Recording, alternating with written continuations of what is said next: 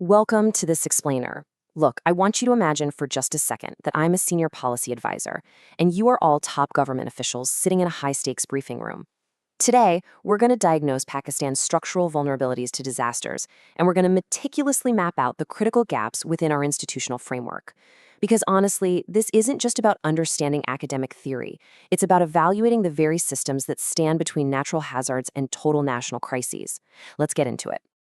Okay, so here's our agenda. We'll move quickly from understanding our baseline risk, run through the disaster management cycle, unpack our policies, look at a couple of historical case studies, diagnose those critical governance gaps, and finally, chart out some future strategic directions.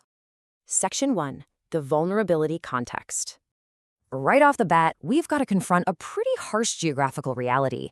Our nation is just inherently susceptible to extreme events. And you have to understand, this vulnerability, it's not some temporary anomaly. Actually, scratch that. It's a permanent baseline condition. Pakistan's incredibly diverse geography, mixed with extreme climatic variations, means we are constantly exposed to severe systemic disaster risks. We absolutely must systematically manage this reality, rather than just scrambling when the worst happens. Just think about the sheer spectrum of threats we face.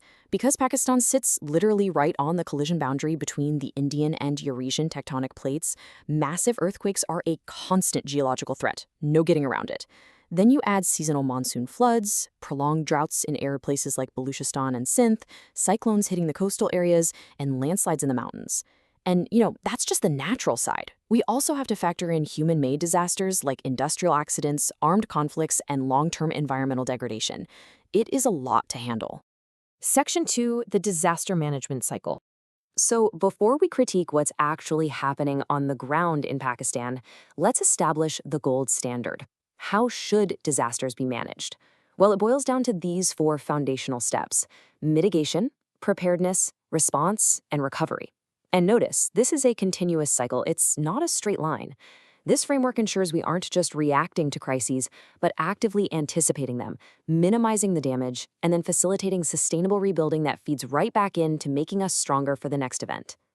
I really want to focus on step 1 for a second because it is absolutely critical. Mitigation. This involves efforts to prevent or reduce disaster impacts way before they even occur. We're talking structural measures like enforcing strict building codes and non-structural measures like proper land use zoning so we aren't letting people build homes in known floodplains. If we fail at this foundational mitigation stage, which, by the way, perfectly aligns with international agreements like the Sendai framework, then the response and recovery phases later on become exponentially more difficult and way more expensive. Section 3, institutional hierarchy and policies. Now, how does all this theory actually play out in our chain of command? At the very top, we have the National Disaster Management Authority, or NDMA. They handle the high-level policy and federal coordination.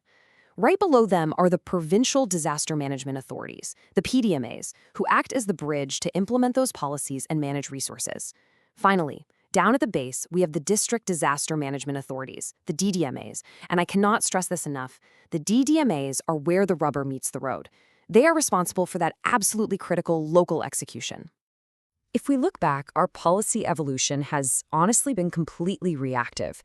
It took the devastating 2005 Kashmir earthquake to force a massive structural rethink.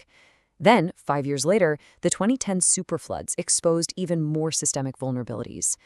And that's what finally pushed the formulation of the 2012 climate change policy and the National Disaster Management Plan, culminating in the 2013 National Disaster Risk Reduction Policy. We didn't evolve through proactive planning. We were literally shocked into action by catastrophic events. But that 2013 policy, it was actually a real game changer. It explicitly targeted our institutional weaknesses by legally prioritizing community-based disaster risk management and structured risk mapping. It officially recognized that true resilience doesn't just get handed down from a federal office in Islamabad. It comes from intensive public awareness and actually empowering local communities to understand and manage their own vulnerabilities. Section 4. Historical Impact Case Studies. To really grasp why this institutional efficiency is a matter of life and death, we have to anchor this briefing in reality. 86,000. That is the approximate number of lives lost during the 2005 Kashmir earthquake, a staggering 7.6 magnitude shock. This horrific loss of life was the brutal catalyst that forced the creation of our modern rehabilitation authorities in the first place. And the economic toll, it's just as catastrophic. $43 billion.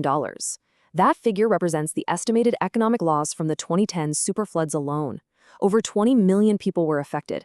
It required massive, unprecedented international bailouts. When a disaster of this scale hits, it doesn't just wash away homes. It literally wipes out decades of national economic progress in a matter of weeks. Section 5. Critical governance gaps. So, with stakes literally that high, we have to unflinchingly examine where our hierarchy breaks down. Because despite having solid policies on paper, our implementation gaps are severe. We are dealing with chronic funding deficits and massive interagency coordination failures.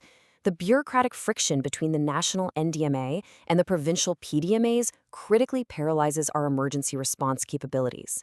Add in poorly developed infrastructure, a lack of consistent political will, and very limited public preparedness. You've got a recipe for systemic gridlock. It's almost like looking at two different worlds. Ideally, disaster management relies on seamless coordination, proactive mitigation, and well-funded preparedness. But Pakistan's reality? It is characterized by reactive responses, bureaucratic gridlock, and severe resource limitations right down at the local DDMA level. Think about it. Having a world-class policy sitting on a desk is completely useless if the political will and the actual funding don't flow down to the district authorities who are out there pulling people out of the rubble. Section 6. Future Strategic Directions.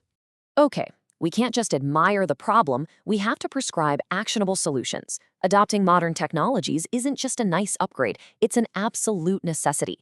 By integrating GIS and satellite remote sensing, we can deploy big data analytics for real-time local monitoring.